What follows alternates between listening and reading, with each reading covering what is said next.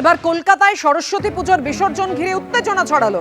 Garden রিচে মার খেল police ও civic volunteer. Garden রিচের Paharpur রোডের বাঁধা বটতলা ছবি আপনাদের সামনে রেখেছি। এলাকায় শোভাযাত্রা যাওয়ার সময় গন্ডগোল বাধে। কথা বলবো, আমাদের সঙ্গে রয়েছেন সরাসরি আমাদের প্রতিনিধি পার্থ প্রতিম ঘোষ। পার্থ, এক তো গন্ডগোল কি কারণে বাঁধলো, আবার পুলিশ আক্রান্ত?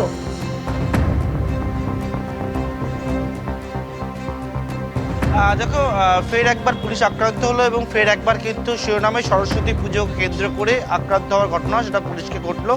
কারণ হচ্ছে, তুমি দেখেছো এ রাজ্যে একেবারে এবছর সরস্বতী পুজো আয়োজন হয়, সেক্ষেত্রে দেখেছিলাম যে ছবি, সেটা যে পুলিশি নিরাপত্তা ঘেরাটোপের মধ্যে যোগেশচন্দ্র চৌধুরী কলেজে জেলায় জেলায় বিভিন্ন জায়গায় পুলিশের উপস্থিতিতে একেবারে সরস্বতী পুজোর আয়োজন হয়। এবারে পুজোর বিসর্জন, সেখানেও পুলিশের ওপরে চড়াও হওয়ার মতো অভিযোগ সেটা উঠছে।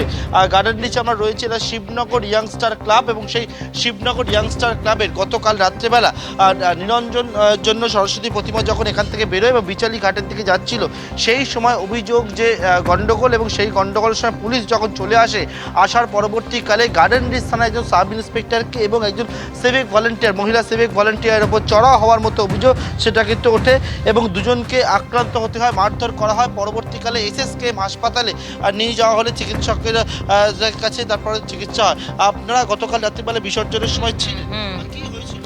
এই ঢাকিয়ালাদের সঙ্গে ঝামেলা হওয়াতে, যার জন্য আমরা ফেসে গেলাম। আমাদের কমিটির লোক ছাড়াতে গেছিল, কমিটির লোক তার বুঝতে পারিনি যে উনি পুলিশ, ওনাকে মেরেছে। ছিল না, সাদা পোশাকে ছিল, সাদা পোশাকে ছিল। আমি তার দেখিনি যে ভলেন্টিয়ার তো ছিল। হ্যাঁ, না বুঝতে পারিনি। যাচ্ছেন যে ঢাকিওয়ালার সঙ্গে গন্ডগোল, মানে নিজেদের ক্লাবের ঢাকি না অন্য ক্লাবের? অন্য ক্লাবের ঢাকি, আমাদের নিজেদের ক্লাবের ঢাকির সঙ্গে ঝামেলা হচ্ছে। তারপরে যিনি আটকাতে আসছে তিনি তো পুলিশ বলে পরিচয় দিচ্ছে, আটকাতে আসছে, তার উপর কি বলবো, আর সেটা আমাদের আর কিছু বলার নেই। আমরা যাচ্ছিলাম ভাসানে, এইটুকুই আমাদের। পুজো করলে যে পুজোর মধ্যে কি বলবো, আমাদের এইসবে বলার কিছু নেই। আর প্রথম হলো পুলিশকে মার খেতে হবে, এইটার মধ্যে আর আমরা আর কিছু বলতে পারছি না। দেখছেন তো মারধরের ঘটনা, গন্ডগোলটা কি দেখছি? গন্ডগোলের মধ্যে আমরা ছিলামই না, আমরা চলে এসেছি। হ্যাঁ, সব আমরা চলে এসেছি। আমরা আর ওখানে কি থাকবো? আমাদের তো একটা বুকে ভয় আছে তো, না?